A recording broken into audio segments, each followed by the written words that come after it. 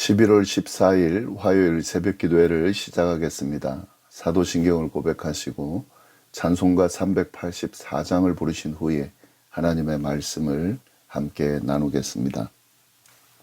오늘 하나님께서 저희에게 주신 말씀은 잠언 16장 20절부터 33절까지의 말씀입니다. 삼가 말씀에 주의하는 자는 좋은 것을 얻나니 여호와를 의지하는 자는 복이 있느니라. 마음이 지혜로운 자는 명철하다 일컬음을 받고 입이 선한 자는 남의 학식을 더하게 하느니라. 명철한 자에게는 그 명철이 생명의 샘이 되거니와 미련한 자에게는 그 미련한 것이 징계가 되느니라. 지혜로운 자의 마음은 그의 입을 슬기롭게 하고 또 그의 입술에 지식을 더하느니라. 선한 말은 꿀송이 같아서 마음에 달고 뼈에 양약이 되느니라. 어떤 길은 사람이 보기에 바르나 필경은 사망의 길이니라. 고되게 일하는 자는 식욕으로 말미암아 애쓰나니 이는 그의 입이 자기를 독촉함이니라. 불량한 자는 악을 꾀하나니 그 입술에는 맹렬한 불같은 것이 있느니라. 패역한 자는 다툼을 일으키고 말쟁이는 친한 벗을 이간하느니라.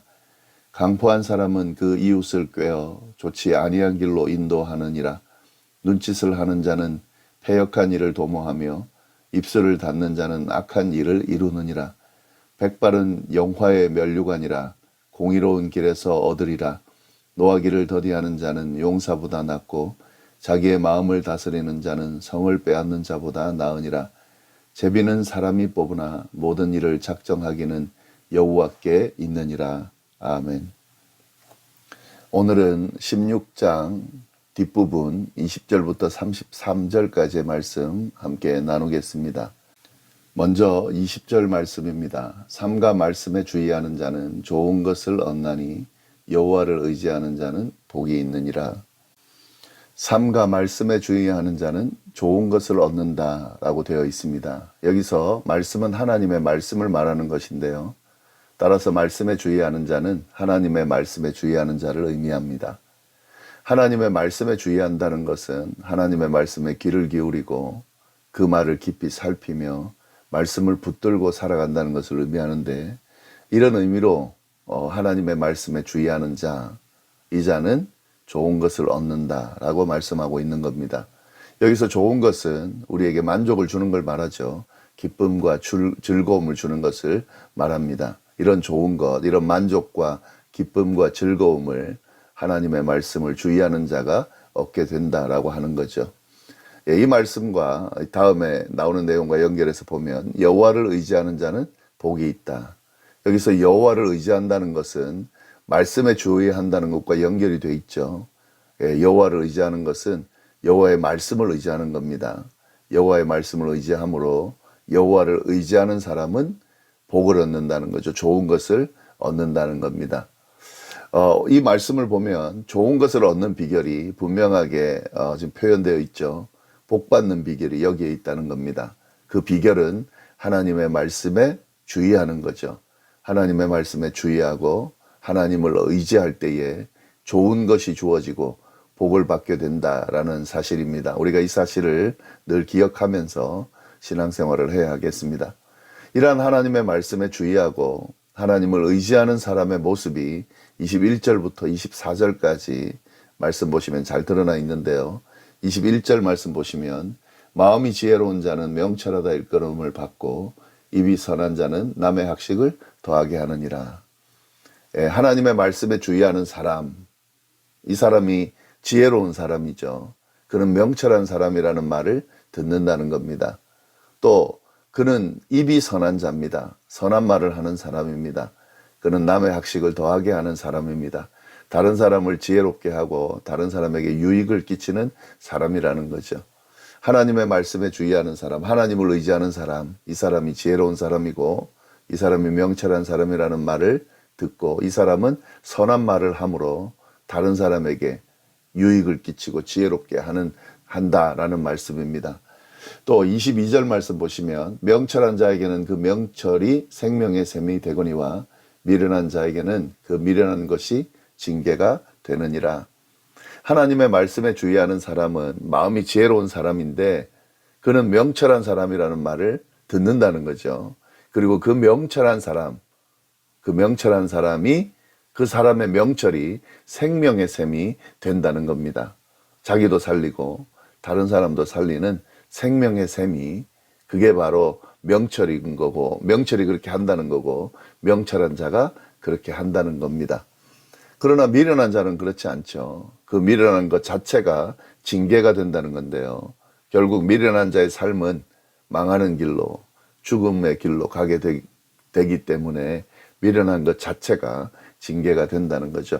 여기서 미련하다는 건 하나님의 말씀에 주의하지 않는 사람, 의지하지 않는 사람, 자기 마음대로 하려는 사람, 그런 사람을 말하죠. 결국 이 사람은 그 자체가 징계하는 그런 삶으로 살아갈 수밖에 없게 된다라는 이야기입니다. 네, 또 23절 말씀, 지혜로운 자의 마음은 그의 입을 슬기롭게 하고 또 그의 입술에 지식을 더하느니라. 지혜로운 자의 마음은 자신의 입을 슬기롭게 만들고 그의 입술에 지식을 더한다는 말인데요. 하나님의 말씀에 주의하고 하나님을 의지하는 그 사람은 이렇게 된다는 겁니다. 자신의 입술을 슬기롭게 하게 되고 지식을 더하게 된다는 말입니다. 굉장히 복된 말씀이죠. 슬기로운 말, 지혜롭게 지식이 넘치는 말을 한다는 것, 이거 자체만으로도 굉장히 우리가 원하는 그런 내용이죠. 그리고 그것이 사람의 삶을 풍성하고 복되게 만드는 길이다 하는 거죠. 이게 지혜로운 자, 하나님의 말씀을 주의하고 의지하는 자, 그 말씀을 의지하는 자에게 이런 길이 주어진다 하는 겁니다. 24절 말씀, 선한 말은 꿀송이 같아서 마음에 달고 뼈에 양약이 되느니라. 이 지혜로운 자로부터 나오는 선한 말, 그 말이 어느 정도의 영향력이 있는지를 잘 묘사하고 있습니다. 지혜로운 자, 하나님의 말씀을 의지하는 자를 통해서는 선한 말이 나온다는 거죠. 그리고 그 선한 말은 꿀송이 같아서 마음에 달고 뼈에 양약이 된다라는 겁니다. 다시 말해서 영혼을 즐겁게 한다는 거죠. 마음에 달다는 것은 마음을 즐겁게 하고 영혼을 즐겁게 한다는 겁니다. 뼈에 양약이 된다는 것은 아픈 뼈를, 아픈 마음을, 아픈 육신을 고치는 힘이 된다라는 말입니다. 이게 지혜로운 자의 입을 통해서 나오는 선한 말이 그렇다는 거죠. 그 말은 뭐냐면 하나님의 말씀이죠. 하나님의 말씀을 통해 깨달은 말이죠. 그리고 하나님의 말씀을 의지하는 사람이 하는 이야기인 거죠. 이것이 이런 엄청난 영향력을 가지고 지금 영향력을 드러내게 된다라는 말입니다. 네, 이처럼 하나님의 말씀을 의지하고 여호와를 의지하는 자에겐 좋은 것이 또 복이 주어진다는 건데, 이런 식의 지혜롭다, 명철하다라는 일컬음 받고, 그리고 선한 이야기를 하게 되고 남의 학식을 더하게 되고, 그리고 생명의 샘이 되고, 그리고 그의 입이 슬기롭게 되고 지식을 더하게 되고, 그리고 그가 내뱉는 그 선한 말이 꿀송이 같아서 마음에 달고 뼈에 양약이 된다라는 거죠. 그 내용을 쭉 이야기를 하고 있습니다. 네, 25절 말씀 보시면 또 어떤 내용이 나오냐면, 어떤 길은 사람이 보기에는 바르나 필경은 사망의 길이니라.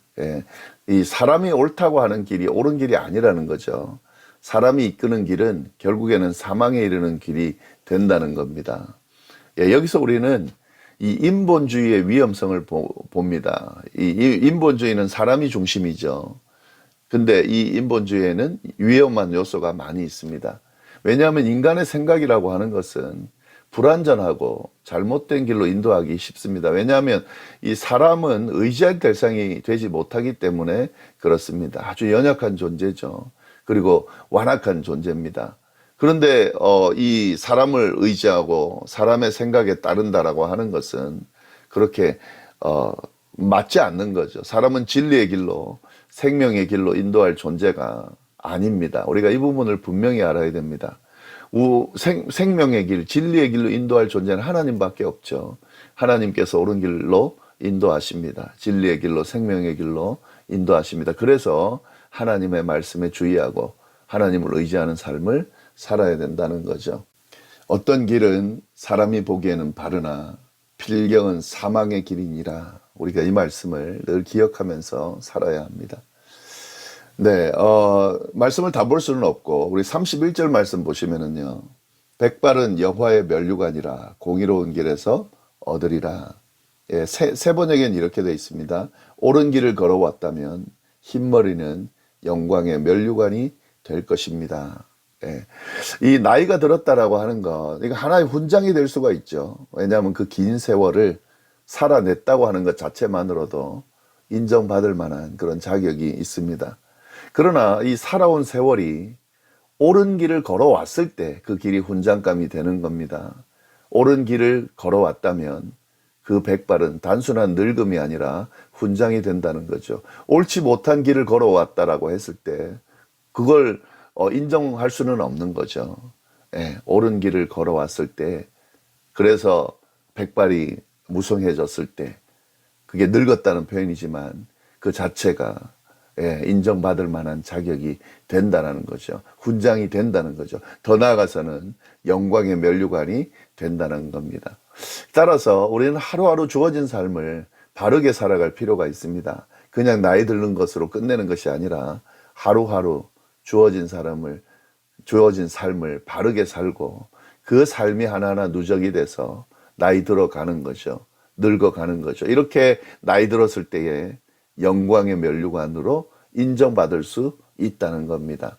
우리가 늘 이 부분을 염두에 두어야 하고요. 또 우리의 지난 삶을 돌아보면서 지금이라도 또 이렇게 바꾸고 제대로 옳은 길로 남은 여생을 살 수 있어야겠다는 거죠.